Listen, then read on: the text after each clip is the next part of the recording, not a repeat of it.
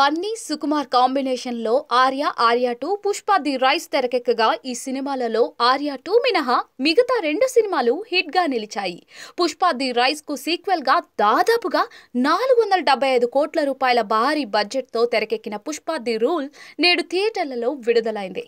ఈ సినిమాకు క్రిటిక్స్ నుంచి నెటిజన్ల నుంచి పాజిటివ్ రెస్పాన్స్ వచ్చింది. పుష్ప ది రూల్ తో బన్నీ ఖాతాలో మరో బ్లాక్ బస్టర్ హిట్ చేరింది. ఎర్రచందనం కూలీ నుంచి సిండికేట్ కు నాయకుడిగా ఎదిగిన పుష్పరాజ్ రాష్ట్రంలోని అధికార పార్టీకి ఫండ్ ఇస్తూ ఉంటాడు. పుష్పరాజ్ భార్య శ్రీవల్లి సీఎంతో తన భర్త ఫోటో దిగాలని కోరగా ఫోటో విషయంలో సీఎం నిరాకరించడంతో పుష్పరాజ్ అహం దెబ్బతింటుంది. శ్రీవల్లి పుట్టినరోజునే సిద్ధప్పను సీఎం చేయడానికి పుష్పరాజ్ ఏం చేశాడు?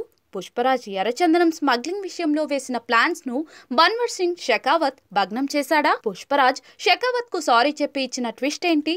ఇంటి పేరు లేని పుష్పరాజ్ కు ఇంటి పేరు ఎలా దక్కింది అనే ప్రశ్నలకు సమాధానమే ఈ సినిమా. పుష్ప ది రూల్ సినిమాలో చెప్పుకోవడానికి గొప్ప కథేమీ లేదు. అయితే ప్రేక్షకులు కోరుకునే ఎలివేషన్ సీన్లు, హీరో తెలివితేటలతో విలన్ కు చుక్కలు చూపించే సీన్లు, అదిరిపోయే యాక్షన్ సీక్వెన్స్లు సినిమాకు హైలైట్ అయ్యాయి. కమర్షియల్ సినిమాలను ఇష్టపడే ప్రేక్షకులకు మాత్రం పుష్ప ది రూల్ నచ్చుతుందని చెప్పవచ్చు. పాటలు, బీజిఎం సినిమాకు హైలైట్ గా నిలిచాయి. 3 గంటల 20 నిమిషాల నిడివితో సినిమా విడుదలైనా ఎక్కడా కూడా బోర్ కొట్టదు. ఎడిటింగ్ షార్ప్ గా ఉండగా సినిమాటోగ్రఫీ ఈ సినిమాకు హైలైట్ గా నిలిచింది. దర్శకుడు సుకుమార్ మరోసారి దర్శకత్వ ప్రతిభను చాటుకున్నారు. కామెడీ ప్రధానంగా లేకపోయినా కొన్ని రొమాంటిక్ సీన్స్ ప్రేక్షకులను కవ్విస్తాయి. పుష్ప ది రూల్ లో సుకుమార్ ఎమోషనల్ సన్నివేశాలకు పెద్దపీట వేశారు.